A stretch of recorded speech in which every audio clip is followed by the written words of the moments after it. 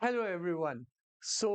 Today we will be talking about the way we can score 65 plus marks in the GATE examination.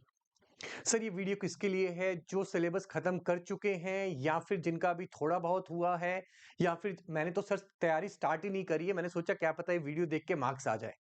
तो ये सबके लिए है because मैं तीनों कैटेगरीज में इसको डिवाइड करूंगा और बताऊंगा कि क्या करना। और मोस्ट कॉमन मिस्टेक्स जो मैंने ओवर द इयर्स देखी हैं लास्ट में बच्चे करते हैं, जिसकी वजह से सिलेबस खत्म होने के बावजूद उनके मार्क्स नहीं आते और वो बहुत कम मार्क्स ला पाते हैं। कुछ तो ऐसे कट ऑफ तक क्लियर नहीं कर पाते हैं। तो वो मिस्टेक आप ना करें, इसलिए वीडियो जरूर देखना पूरा। मैं जल्दी से इसमें आपको इंपॉर्टेंट पॉइंट्स बताऊंगा, टाइम वेस्ट नहीं करेंगे बिल्कुल भी, बिकॉज आई नो अब गेट के लिए 2 महीने से भी कम टाइम बचा है।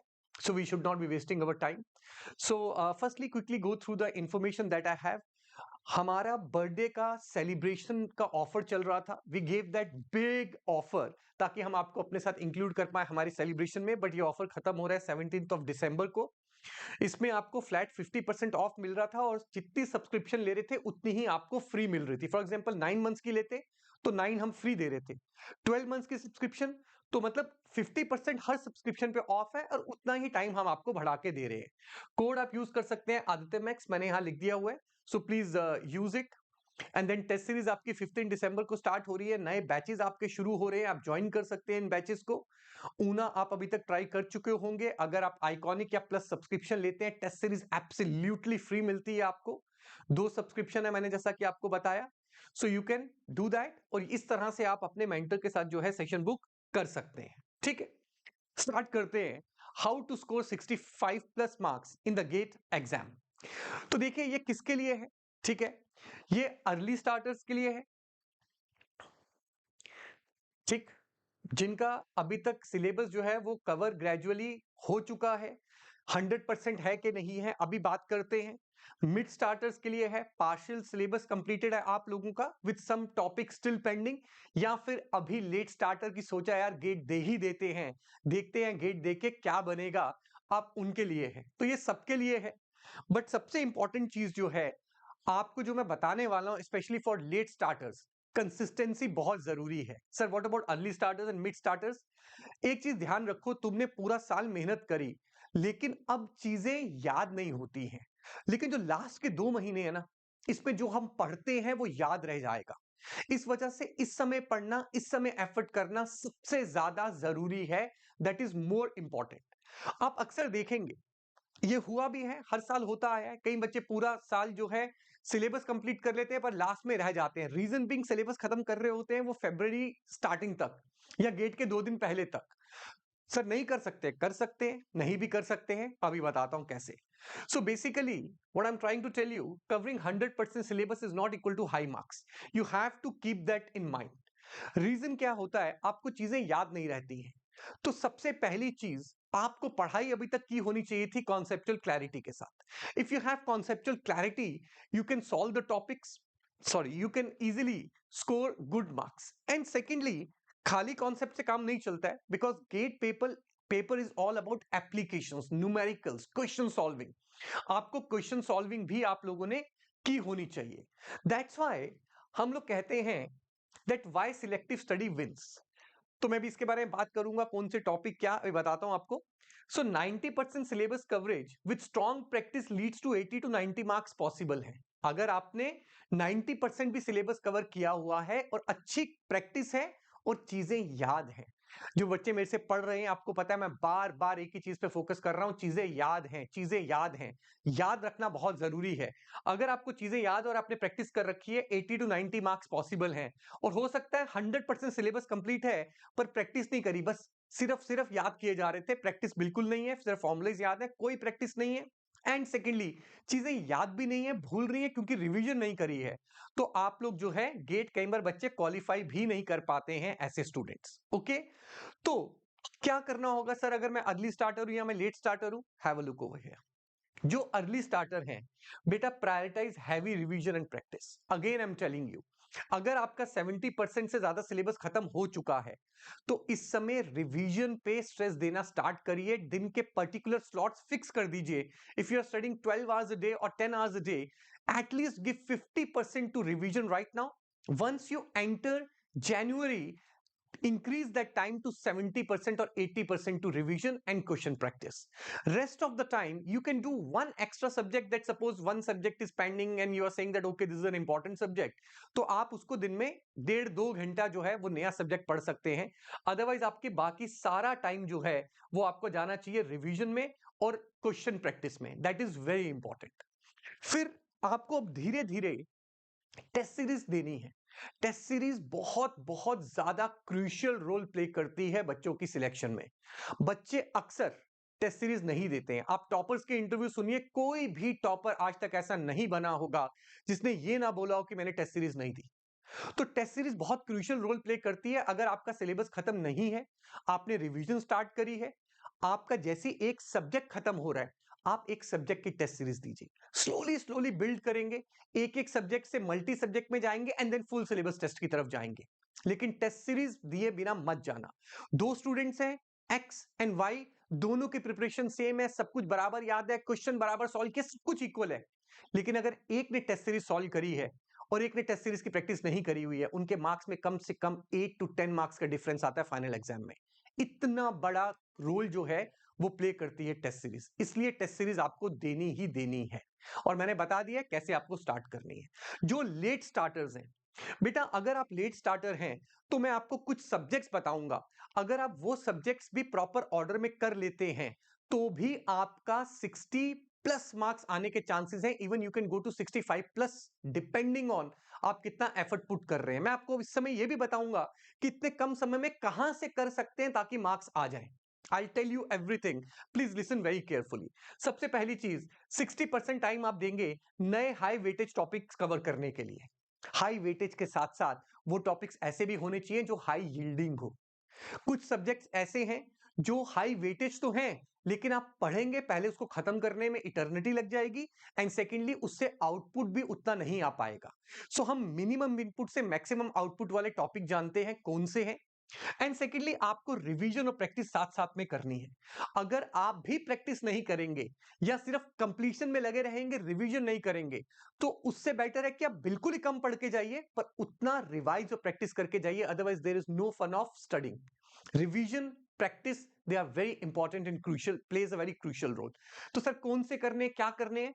तो सबसे पहली चीज, दो सबसे important subject, maths and aptitude, इसको निग्लेक्ट मत करिएगा. चाहे जो मर्जी स्टूडेंट ये वीडियो देख रहा है, maths and aptitude constitute 28 marks in the examination. High yielding topics हैं, इसको बिल्कुल मत करिएगा. सेकेंडली, दो स्लॉट बनाइए दिन के. सुबह वाले स्लॉट में मैथ्स एंड एप्टीट्यूड को रखिए और शाम वाले स्लॉट में अपने टेक्निकल सब्जेक्ट्स रखिए.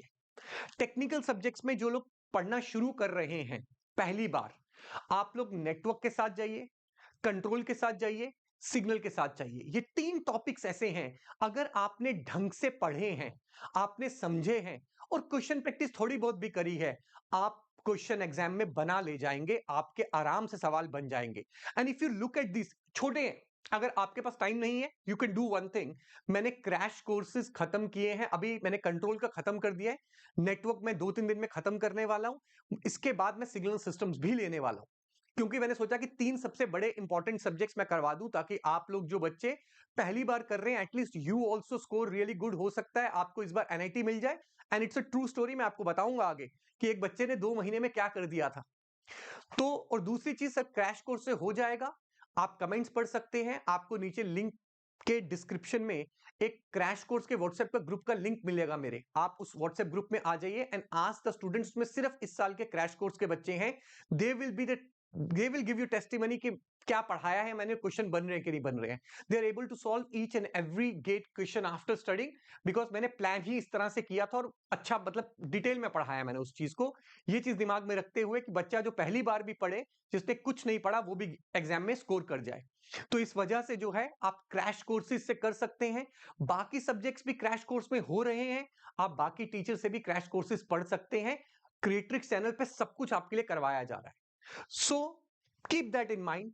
Morning slot, maths and aptitude, and evening slot, technical subjects starting with network, then control systems, then signal systems. ये भी अगर आप देखें 28 मार्क्स का ये है. Network, control, signal approximately 30 marks का प्लस भी हो सकता है 1-2 मार्क्स माइनस होगा, प्लस ही जाएगा। तो 58-60 मार्क्स का तो यही हो गया। इसके बाद आप एक कोर सब्जेक्ट कर सकते हैं। फॉर एग्जांपल, अगर आप लोग अभी पढ़ाई करेंगे तो मैं मान के चल रहा हूं कि एटलीस्ट 5 टू 6 आवर्स की क्लास कर लेंगे। मैंने कंट्रोल सिस्टम्स जो है अराउंड 35-36 आवर्स में खत्म किया है। सो आपका 5 टू 6 डेज में कंट्रोल खत्म, नेटवर्क भी अराउंड उसी में खत्म करूंगा, 5 टू 6 डेज में नेटवर्क खत्म, सिग्नल भी अराउंड उसमें, या सिग्नल में 8 डेज लग सकते हैं, आवर्स थोड़े से ज्यादा लगेंगे, 8 डेज लग सकते हैं, तो सिग्नल भी आपका उतने टाइम में खत्म। तो आप नोटिस करिए जनवरी के फर्स्ट वीक तक आपके 3 सब्जेक्ट खत्म हो चुके होंगे। And then you can pick one core subject. आप मशीन्स पिक कर सकते हैं अगर आप इलेक्ट्रिकल से हैं, अगर आप इलेक्ट्रॉनिक्स से हैं आप डिजिटल इलेक्ट्रॉनिक्स पिक कर सकते हैं, and then you can go for EDC also. छोटे हैं और हाई वेटेज है, EDC around 12-13 marks, digital around 6 to 8 marks. तो आप कम से कम अभी भी 70 प्लस मार्क्स का पेपर तैयार कर सकते हैं। लेकिन इसके बाद जनवरी मिड के बाद 15 जनवरी से 14 फरवरी तक आपके पास अप्रोक्सीमेटली 1 मंथ होगा। 1 मंथ में दबा के रिवीजन करनी है, प्रैक्टिस करनी है क्वेश्चंस की। और जो बच्चे सिलेबस खत्म कर चुके हैं आपके लिए भी बोल रहा हूं, आप लोगों को दबा के रिवीजन करनी है और प्रैक्टिस करनी है। मैंने हर साल देखा है बच्चे लास्ट तक पढ़ते रहते थे, रिवीजन नहीं करते थे, सिलेबस कंप्लीशन में लगे रहते थे। It's better to leave one subject, छोड़ दो एक, लेकिन रिवीजन नहीं करके जाना सबसे बड़ा ब्लंडर करते हैं बच्चे। ऐसी गलती बिल्कुल मत करिएगा, आपको पूरा याद करके जाना ही जाना है। सेकेंडली, हाई स्कोरिंग टॉपिक्स जो हैं वो आपको वाइजली चूज करने हैं। मैं आपका बहुत जल्दी फ्यू डेज में एक सेशन लेके आने वाला हूं। ये सिर्फ उन बच्चों के लिए नहीं जिन लोगों ने सब पढ़ लिया है, आप लोग भी देख सकते हैं अगर आपको रिवीजन में प्रॉब्लम आ रही है या दिक्कत हो रही है। अदरवाइज जो नए बच्चे हैं मैं उसमें यह बताऊंगा किस सब्जेक्ट में कौन से सबसे ज्यादा इंपॉर्टेंट टॉपिक्स हैं जो गेट ने बार बार पूछे हैं।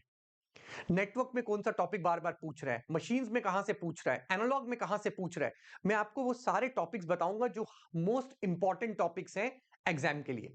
वो इसलिए कि सपोज आपने network, control, signal, maths and aptitude खत्म कर लिया, बट स्टिल आपको लग रहा है कि सर टाइम नहीं बचा है, तो आप एटलीस्ट एक या दो सब्जेक्ट के वो इंपॉर्टेंट टॉपिक्स 2-4 कर जाना, ताकि आपका पेपर की तैयारी जो है 65 प्लस मार्क्स की हो जाए आप लोगों की। ठीक है, so I will tell you all those things. And secondly, full net test देने हैं जिनका सिलेबस खत्म हो गया, आप जनवरी स्टार्टिंग में एक दे दीजिए, फिर मिड में, फिर एंड में, लाइक दैट। और सब्जेक्ट वाइज तो देते ही रहना है, और अपने आप को इंप्रूव करना है, चेक करना है टेस्ट सीरीज से कैसे मैं अपनी इंप्रूवमेंट कर सकता हूं। And secondly, recall and remember is the most important thing. Again I am telling you, आप अगर ये मत लीजिए कि एक एजुकेटर बता रहा है ट्रस्ट नहीं है, तो एक ऐसे इंसान की बात मान लीजिए जिसने 2 बार आईएएस निकाला है back to back top ranks के साथ, जिसने गेट, पीएसयू सब निकाल रखा है। मैं आपको अपने उस समय के एक्सपीरियंस से बता रहा हूं, सबसे इंपॉर्टेंट चीज होती है रिकॉल एंड रिमेंबर। अगर आपको चीजें याद रह गई तो आप एग्जाम में सवाल बना ले जाएंगे। अगर आपको चीजें अभी, जैसे फॉर एग्जाम्पल आपने पढ़ रखा है, if I ask you any question right now, आप लोगों को सब्जेक्ट याद होगा लेकिन आप बता नहीं पाओगे, आप ये बोलोगे सर वहां कुछ कुछ था, अगर मुझे हल्का सा कॉपी देखने को मिल जाए ना मैं जवाब दे दूंगा।